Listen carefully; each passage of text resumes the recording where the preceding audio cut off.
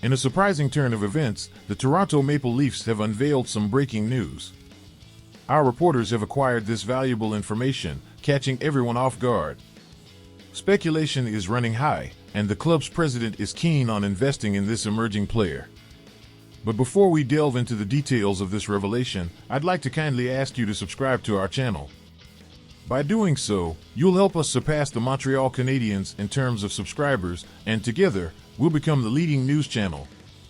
As we approach the 2023-24 season, it's fitting to look back and discuss the errors made by former Toronto Maple Leafs general manager, Kyle Dubis, during his time with the team.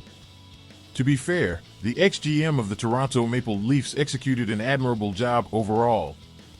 Dubis doesn't receive the recognition he rightfully deserves for constructing this team.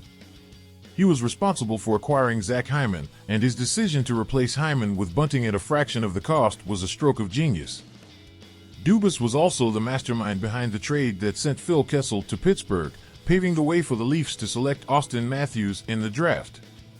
It wasn't Dubis's fault that Jake Muzzin had to retire, or that the pandemic caused the salary cap to freeze, or that his players struggled with a 1-12 record in elimination games during his tenure. In addition to these challenges, Dubis's team secured victory in approximately 65% of their matches over the past 4 years, ranking as the third-best team during that period. They consistently entered the playoffs as favorites to win the Stanley Cup, boasting one of the deepest rosters in the NHL. However, it's essential to acknowledge the mistakes he made during his tenure. Let's delve into those missteps. Where did Kyle Dubis falter while managing the Toronto Maple Leafs?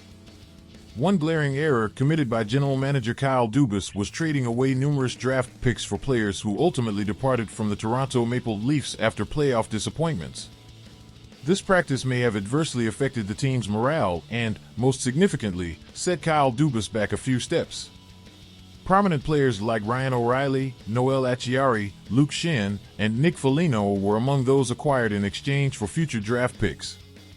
Under Dubis's leadership, the Leafs refrained from using their own draft picks to select players since Rasmus Sandin, who was also traded in 2018. On one hand, relinquishing those first-round picks proved to be a significant blunder for the former GM and the Leafs as a whole, as it missed opportunities that could have shaped the team's future. On the other hand, even though these moves didn't pan out, trading first-round picks when contending for the Stanley Cup is a common practice, and the team had to take its chances. Another criticism was that Dubis might have been too emotionally attached to his players. While maintaining a strong and healthy rapport with the team is important, it may have clouded his judgment regarding which players to trade or retain in order to construct a more stable roster. Dubis did mention in a statement following his Maple Leafs tenure that he faced constraints at certain times. Ultimately, Dubis's most glaring misstep was the trade that sent Nazem Kadri to Alex Kerfoot. Kadri went on to win a Stanley Cup and achieved greater stardom after leaving Toronto, while Kerfoot, although useful, did not come close to matching Kadri's performance.